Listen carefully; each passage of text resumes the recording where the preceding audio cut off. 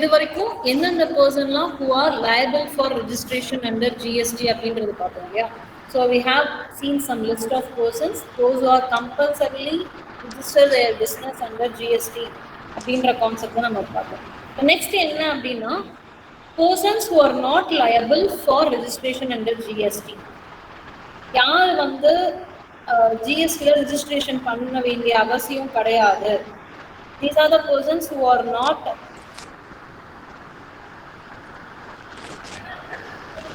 those who are manufacturing these goods. The exempted goods அப்படின்றதுக்கு we are having a list of some exempted goods. So இவங்கெல்லாம் என்ன பண்ண வேண்டியதில்லை அப்படின்னா ஜிஎஸ்டியில் அவங்களோட பிஸ்னஸை ரெஜிஸ்டர் பண்ண தேவையில்லை.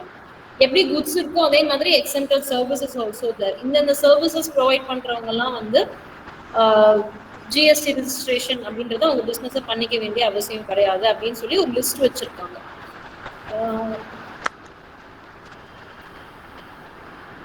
Especially we can say food in the sense fruits and vegetables. இதுலயே என்னன்னா அது வந்து ப்ராசஸ்டு ஃபுட்ஸாக இருக்கக்கூடாது. It should be a perishable ப்ராடக்ட்ஸாக இருக்கணும். And raw materials like cotton, காதியில் இது பண்ணாங்க இல்லையா அந்த காட்டன், சார்கோல், அப்புறம் வந்து ஃபயர் வுட், ஹேண்ட்லூம், அதாவது கைத்திருக்கி யூஸ் பண்ணுற fabrics, raw silk and unprocessed wool. இதில் நம்ம பண்ணணும்னா எல்லா இடத்துலையுமே அவங்க சொல்றது என்னன்னா the things should not be get processed. அது ஃபுட் ஐட்டம்ஸாக இருந்தாலும் சரி இல்லை வேற எதுவாக இருந்தாலும் சரி இந்த திங்ஸ் என்ன பண்ணிட்டு கூடாதுன்னா ப்ராசஸ் பண்ணிட்டு கூடாது. So unprocessed wool, raw silk and also silk waste இந்த மாதிரியான ப்ராடக்ட்ஸ் வந்து சேல் பண்றவங்க அவங்களோட இல்லை அந்த பிஸ்னஸ் அவங்க என்ன பண்ண தேவையில்லைன்னா ரெஜிஸ்டர் பண்ண தேவையில்லை. they are all exempt actually. they are not liable for registration.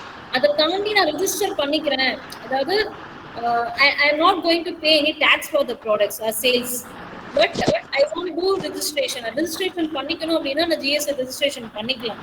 But கம்பல்சரியா பண்ணணுமா அப்படின்னு கேட்டால் தேவையில்லை. So there are some goods and services which are coming under these things. அது என்னன்றது நான் உங்களுக்கு நோட்ஸ்ல ஷேர் பண்ணுறோம். அந்த எக்ஸம்டட் குட்ஸ் என்னன்றதை கீழே அட்டாச் பண்ணியிருக்கேன். அது வந்து just for your knowledge I am saying. Exempted goods அப்படின்றது என்னன்றதை கம்ப்ளீட்டாக மென்ஷன் பண்ணணும்னு அவசியம் இல்லை. For an example you can add it while writing the exam. Okay. Second thing agriculture அப்படின்றதுக்கு கல்டிவேஷன் ஆஃப் லேண்ட், ஒரு லேண்ட்ல இருந்து அவங்க சம்பாதிக்கிற விஷயம், அவங்க ஏர்ன் பண்ற மணி, அதுக்கு வந்து அவங்க பண்ண தேவையில்லை. அவங்க வந்து ஜிஎஸ்டி ரெஜிஸ்டர் பண்ணி அதுக்கு அவங்க பே பண்ண வேண்டிய அவசியம் கிடையாது. These are the persons who are not they are not liable for the registration of GST. Clear?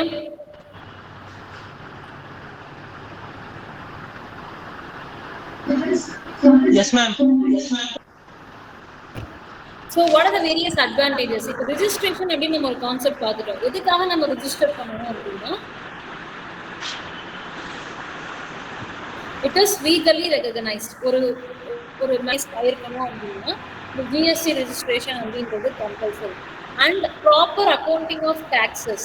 நான் வாங்குற ரா மெட்டீரியல்ஸ்க்கும் நான் மேனுஃபேக்சர் பண்ணுற ப்ராடக்ட்ஸ்க்கும் நான் சேல் பண்ணுறேன். After I have finished my products, I am selling it to the wholesaler or retailer or through my own outlet, whatever it may be. என்னோட எல்லா ப்ராசஸ்க்கும் என்கிட்ட ப்ராப்பரான என்ன இருக்கணும், ஒரு அக்கௌண்ட்ஸ் இருக்கணும். அதுக்கே இந்த ஜிஎஸ்டி அப்படின்றது it is very helpful. And purchases, நான் யார்கிட்ட இருந்து ப்ராடக்ட் ரா மெட்டீரியல்ஸ் பர்ச்சேஸ் பண்ணுறனோ அதே மாதிரி நான் யாருக்கெல்லாம் கிரெடிட் கொடுத்துருக்கேன், கிரெடிட் சப்ளை பண்ணியிருக்கேன், இந்த மாதிரியான எல்லா டீட்டெயில்ஸையும் லீகலைஸாக நான் என்ன பண்ணுறேன், ஆத்தரைஸ் பண்ணுறேன். Because I am uploading all the invoices. என்னோட இன்வாய்ஸஸை if suppose I am registered myself under GST, I am uploading all my invoices and vouchers everything in the website for the calculation. அப்படி பண்ணும்போது எல்லாமே லீகலாக அங்கே போய் என்ன ஆகுது, சேவ் ஆகுது. It is a proof for the future reference. And other benefits, எனக்கு கவர்மெண்ட்லேருந்து கிடைக்கிற பெனிஃபிட்ஸ் அண்ட் இன்சூரன்ஸ், இந்த மாதிரி எல்லாத்துக்குமே எனக்கு என்ன தேவைப்படுது அப்படின்னா அந்த ஜிஎஸ்டி ரெஜிஸ்ட்ரேஷன் அப்படின்றது தேவைப்படுது. If suppose any fire accidents happens or any ஏதாவது ஒரு சிச்சுவேஷன்னால என்னோட ப்ராடக்ட்ஸ் ஃபுல்லாவே லாஸ் ஆயிடுச்சு, டேமேஜ் ஆயிடுச்சு அப்படின்னா அந்த டைம் நான் இன்சூரன்ஸ் கிளைம் பண்றதுக்கோ அந்த பெனிஃபிட்ஸ் நான் என்ஜாய் பண்றேன், இன்சூரன்ஸ் பெனிஃபிட்ஸ் என்ஜாய் பண்றதுக்கோ அந்த ப்ரிவிலேஜஸ் நான் அவைல் பண்றதுக்கோ I need this GST registration. So for all these, the GST registration is compulsory. Only then I could be able to enjoy the advantages. So this is what the normal mechanism of GST. So another supplier, those who are supplying the product are receiving the payment from the receiver. யாரு product supply பண்றாங்களோ அவங்க என்ன பண்றாங்க, பேமெண்ட்டை receiver கிட்ட இருந்து with ஜிஎஸ்டியோட receive பண்றாங்க and they are paying the GST amount to the government. So if suppose you are the supplier, from your customer you are receiving the cost of the product and also the GST and also the profit. So இப்போ நான் ஒரு sari 1000 rupeesக்கு sale பண்றேன் அப்படின்னா ஐ am the supplier, அதை வாங்குறவங்க தான் receiver. அப்போ அவங்க 1000 rupees எனக்கு பே பண்ணும்போது அந்த 1000 rupeesல காஸ்ட் ஆஃப் த ப்ராடக்டும் இருக்கு, அதோட ஜிஎஸ்டி மணியும் இருக்கு, என்னோட ப்ராஃபிட்டும் இருக்கு. So I am taking the cost of the product and the profit and I am handing over the GST to the government. அந்த ஜிஎஸ்டி மணியை நான் கவர்மெண்ட் கிட்ட டெபாசிட் பண்ணிடுறேன். இதான் நம்மளோட நார்மல் ஜிஎஸ்டி மெக்கானிசம். இதுல நம்ம ரிவர்ஸ் சார்ஜ் மெக்கானிசம் அப்படின்னு சொல்லி போனதுல நான் சொன்னேன், நான் அடுத்த அப்கமிங் ஸ்லைட்ஸ்ல நம்ம அதை என்னன்னு பார்க்கலாம் அப்படின்னு சொல்லியிருந்தேன். இந்த reverse charge mechanism is purely for unregistered supplier. இப்போ நான் ஒரு கம்பெனி ரன் பண்ணிட்டு இருக்கேன், எனக்கு ஒருத்தர் ரா மெட்டீரியல் சப்ளை பண்றாரு, ஆனா அவர் அன்ரிஜிஸ்டர்ட் சப்ளையரா இருக்காரு. அப்போ அவரால் என்ன பண்ண முடியாதுன்னா என்கிட்ட இருந்து மணி வாங்கி ஜிஎஸ்டிய கவர்மெண்ட்டுக்கு பே பண்ண முடியாது.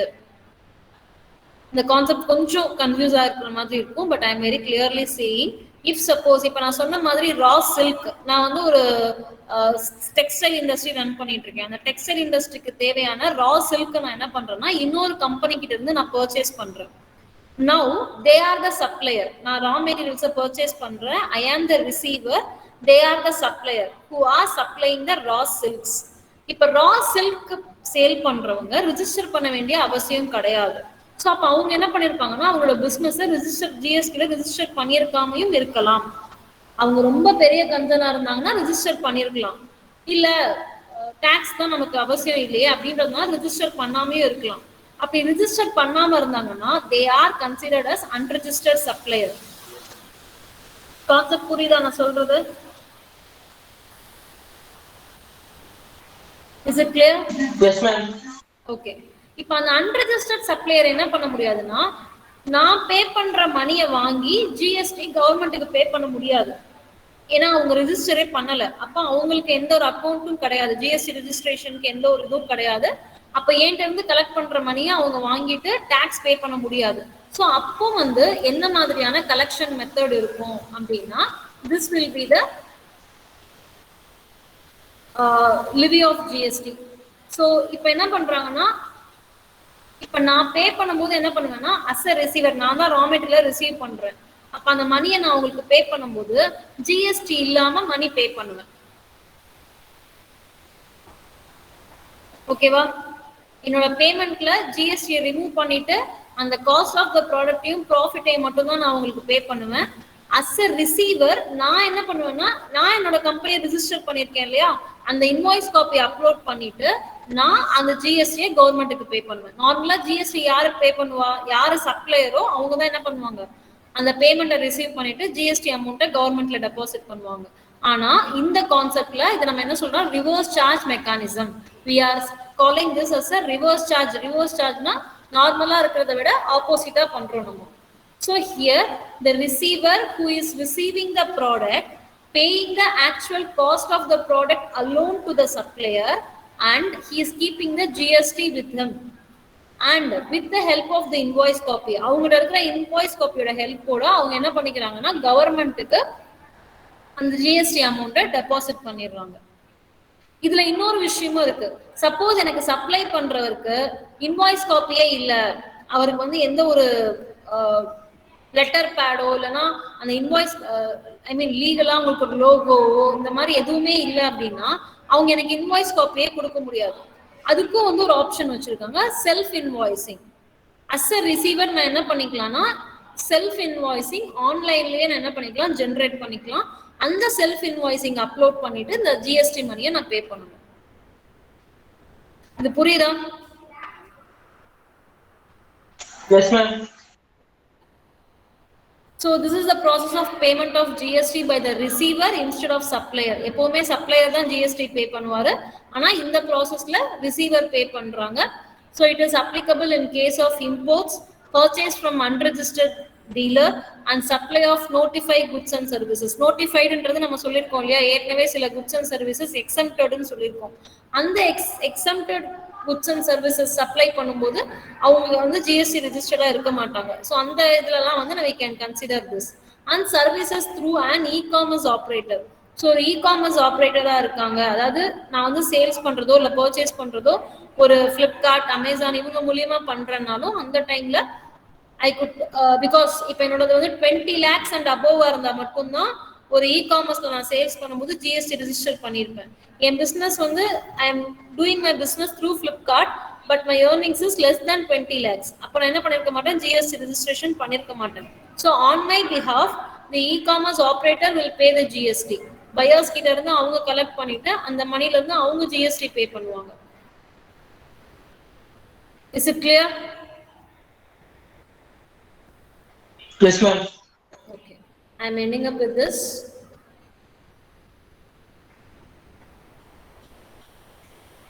இது எல்லாமே சிம்பிளான கான்செப்ட்ஸ் தான். கான்செப்ட்ஸை பேசிக்கா ஞாபகம் வச்சுக்கிட்டாலே ஈஸியா பண்ண முடியும்.